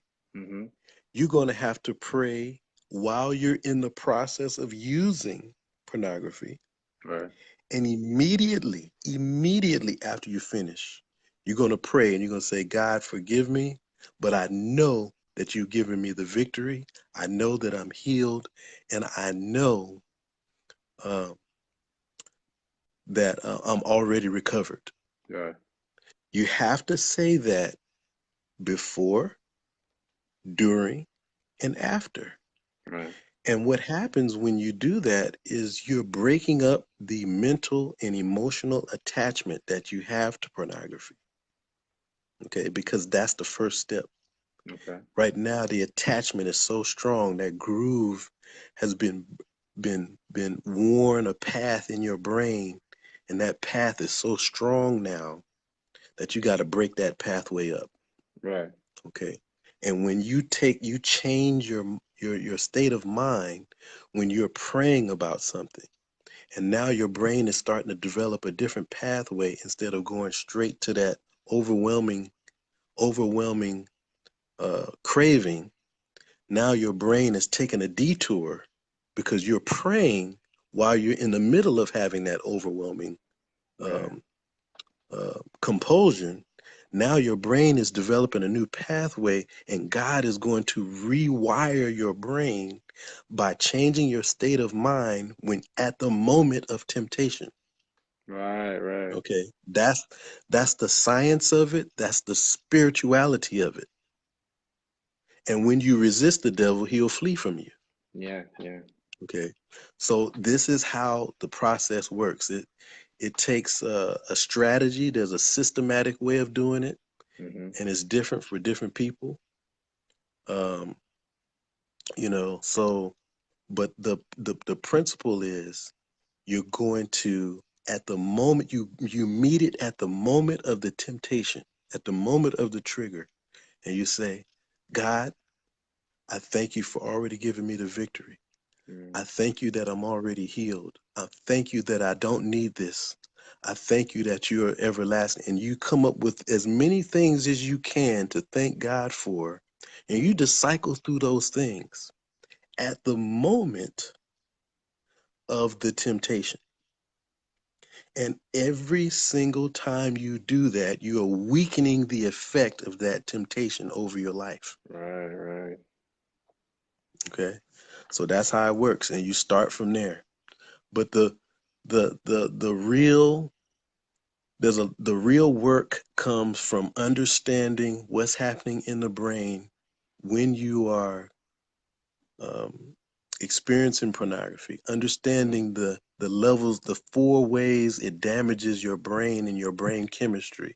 Right. And when you understand it, it's like a magician that blows your mind. But then when you see how he did the trick is not as mesmerizing anymore. Right. You know, when you look behind the scenes, you go, wow, okay, oh, that's what I'm doing. I don't want to do that. You know, it's not as tempting when you Right. understand what you're doing every time you click the button. Yeah. When you know you're giving yourself brain damage and you can see it clearly, Mhm. you know, you go, okay, I don't need that. Right.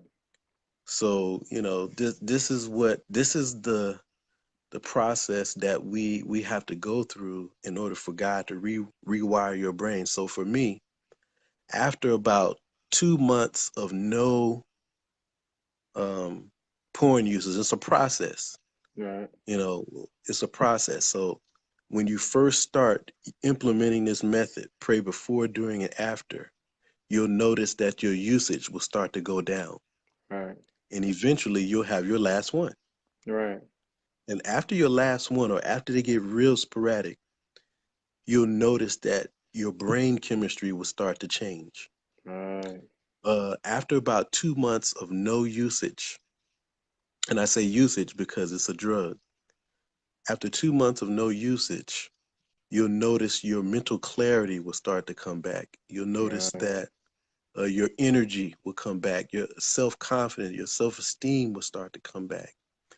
And then right after that, you're you're going to lose a lot of motivation. Right. Your brain goes into this reboot phase. Mhm. And when your brain is rebooting, your pleasure center like dulls down, like it's, you know, like a computer shuts off, Mm. and then when it starts back up, it starts back with the refresh updates. Okay, Right. that's kind of what happens with when your brain is rebooted.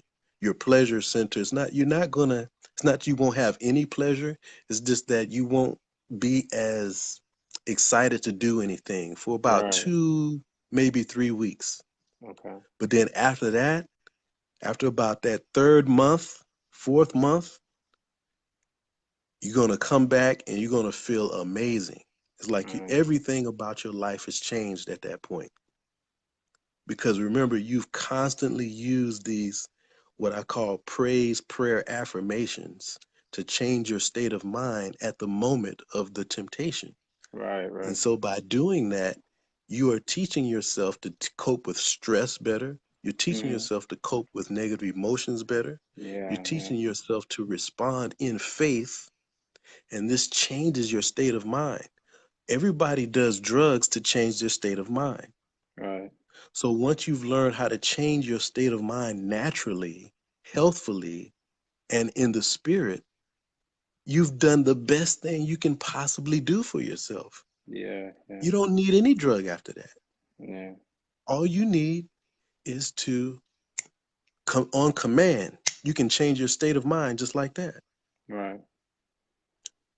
So when you learn that level of coping, you know, God, by your belief, by your faith, by the renewing of your mind, has completely altered your response Right. to that pornography craving. And that's when you're free. Amen. That's when you're Amen. free. And I just want to thank you so much for coming on and sharing your wisdom, your experience, your knowledge, man. We truly appreciate that. Yes, my brother, man. Praise God. This is for the kingdom. I have to. I have to. So I want you guys to be blessed. If you have any issues at all, contact me. Um, I'm available. Invite me to your church. I would love to do Hmm. a workshop, a seminar, Oh and yeah, break this yeah. thing down. Hmm. I take the show. I'll go anywhere. Hmm. I'll go anywhere. Please. We got to get this gospel out, man, Yep. because people are suffering. Yeah. Yeah. I started with I've had 3 of my clients tell me that they almost committed suicide over their pornography addiction. Wow. So it's not a joke. Yeah. Not a joke. All Thank right, you again, so man. Appreciate you. yeah, if y'all have any more questions, just let me know. All right, absolutely. Guys, it's been a phenomenal conversation. Um, I always leave these lives up so that anybody can check them out. It's about 11:40, so I don't want to hold you guys too long. But anybody who, if you're still struggling with it, if pornography is something that is still kicking your butt, we have a therapist who called in, watched the live over, I highly recommend, if maybe he's not the therapist that you talk to, you find a therapist that you can deal with, because, this is something that is plaguing more people than talk about it. And if you're someone who, I hearing the sound of my voice, whether it be live or later on, you know what I mean? Um, Reach out to me, reach out to David, don't try to go through these things alone. And not to say that, you know, everybody's gonna fix you, but the most thing you do is have support and point you in the right direction, point you to the right resources, point you to the right people. If you are dealing with a porn addiction right now, you got to know that there is healing that comes with this, and it's not something that you have to struggle with for the rest of your life. There are ways to overcome it. It can be overcome. You know, what I mean, we're all struggling. Like I said, I'll be transparent. When I was younger, I found these things. The internet, it's a trap in itself, and so you start clicking, and next thing you know, you're finding things, and it's just like it says, you see it once, and your mind creates a craving. But just like he said, what I mean, through prayer, through rewiring your mind, understanding, okay, what are your triggers, and taking the steps that you need to take out. Deliverance is there for everybody, and trust me, it's so much better on the other side. Not being chained, to this thing, because that's what sin does. Sin chains you, and it robs you of being your full self, your full creative self, your full happiness, because you're self-medicating and you're doing things that it's just short, temporary. It's temporary highs. You know what I mean? And so, everybody out there, if this is a battle that you're fighting by yourself, that you're struggling with on your own, know that it's not something that you have to fight by yourself. You know what I mean? One of the things they always say is have a support partner, have someone who could, hold you accountable. Devon has left his information out there, to come to your church, to come to a school and do presentations. Any church that is out there, it's absolutely important that you guys are addressing this issue, whether it be on the pulpit or AY. I did another talk the other day at Berakatu, a young Haitian church, and there were a lot of kids who were asking about these things afterwards. It's everywhere, and especially with technology now and this internet, it's running rampant. And if we're not taking the steps that we need to take to fight it as a community, we're just gonna continue to lose more people to this addiction, and it leads to other things, from porn to drugs to suicide. I mean, there's so much life for that, and God wants us to live life abundantly, not to be chained to addictions and stuck in cycles that we can't break. So, um, just a little housekeeping real quick for everybody. If you enjoyed this, please, you could friend me, make friend requests. Uh, Go to the Real People Real Lives page. We have a group on Facebook that you can join. We have a page that you can like. Um, if anybody is interested, for the month of March, probably starting on Sunday, we can do a purity fast for the entire month. If enough people are interested, I'll kind of just make it a secret group. We can all join it, we'll kind of do Bible verses every day, kind of just encourage each other as a community. If you guys are interested in doing that, just shoot me a DM. If we have a good amount of people, make a group, and just, kind of a collective month of just pouring purity into our hearts, into our minds, for the month of March, just kind of resetting ourselves and also supporting each other. I kind of call it like a purity fast. There's no limits. If anybody wants to participate, you're more than welcome to. Um, Please follow us on Instagram, RPRL Show. Follow us on Twitter, RPRL Show. You can reach out to any one of us, from Carl Dean to Eric, me, Crystal. Once again, if you're out there suffering, if you're out there fighting, you've been trying to fight it and you just can't seem to break it. What I mean? Don't try and do it alone. Find resources that can help you. Reach out to us. We'll try and point you in the right direction. We have a therapist here, Devon, who's offered, to help out his services for you guys. So, let's grow. Let's not stay stuck in in sins that's going to keep us locked and prevent us from living a full life that God has for us. Let me just kind of go through these. Oh, we also have a Cash App. All right, we're very transparent with the money. We use the money to do our flyers. We're also working on doing a big program in the end of August in Orlando. So if you don't have anything to do, last week of August, Real People Real Lives will be holding like a nice weekend conference program, whatever you would like to call it. We would love to see you there. Hit us up if you want more information. As we get a little closer, we'll start to release more info. Our Cash App is RPRL Show. If everybody was to give $1, that would be beautiful. Appreciate it. Um, I'm just gonna go through the comments real quick. The last ones. Renee says fasting and praying and asking for the Holy Spirit. 1 Corinthians 10:21. You cannot drink of the cup of the Lord and the cup of the devils. Only Jesus and He alone will restore you whole. Yep. Um, if you guys enjoyed this, if this was a blessing to you, share it with somebody. Tag a friend and be like, hey, look at this and watch this. They were saying some real good things. You'll enjoy it. Especially when he was giving ways to get over this addiction and the connection start acting up. I know the devil was working. So there's definitely people who'll be blessed by this. And if you've been struggling, your deliverance is right there. It's right around the corner. Your deliverance is already there. You just gotta claim it and start exercising it and taking the steps to get out of it. So I'm gonna just say a quick prayer. If there's anybody have any prayer requests, feel free to type them up or just have them in your heart. Dear Heavenly Father, we just want to thank you for this opportunity for fellowship. We ask for me to still your Holy Spirit within each and every one of us, those who hear the sound of my voice and those who will hear my voice later on. We ask that your presence just be upon us, each and every one of us, Lord. And right now, I just want to lift up every single person right now who's struggling with this battle in secret. And I ask you that you may forgive them, but let them feel forgiven and show them that deliverance is not an event. It's not a moment that just happens and boom. It's a process, and it's a daily process that they just have to continue to stick to. And though they may fall, show them, Lord, that as long as they get back up, they'll be all right. Give them the strength, give them the courage, surround them with the people that love them and support them. Be with them and guide them, Lord. Bless everyone who can hear me, even those who can't. We thank you, Lord, for this wonderful conversation. We ask you to continue to guide us and bless everyone at the sound of my voice. In the name of Jesus, I pray that we done. Amen. As usual, everyone, it has been an absolute blessing. Continue to share this. I leave the videos up so that if you guys want to watch, you're more than welcome to. For those out there who are struggling, you already have the victory over pornography. You just need to walk forward. So to wrap it up, is pornography harmful? Absolutely. You know what I mean? It's a fantasy. It's fake. It's not something that's real. You know what I mean? In a real covenant blessed marriage, you know what I mean? The things that you see on TV, it's just production, it's face value, you know what I mean? And it fuels the child kidnapping industry, the sex trafficking industry.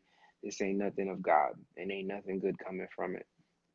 There are sex ed videos, there are tools that can, show you and educate you and help your sexual intelligence. All right. Don't turn to porn. I beg of you, don't do it. So just want to thank all of you guys. I appreciate all you guys. You know what I mean? Once again, feel free, hit us up, contact us, reach out to us. You're not alone. Much love to you guys. It's been real people, real lives. Cell speaks. Much love. If you want anything, holla at us. Devon offered to go to your church. All right. Have a good night. Be blessed. I'm going to leave this video up. Feel free to share it again. Invite whoever you needs to see it. Be blessed. Peace.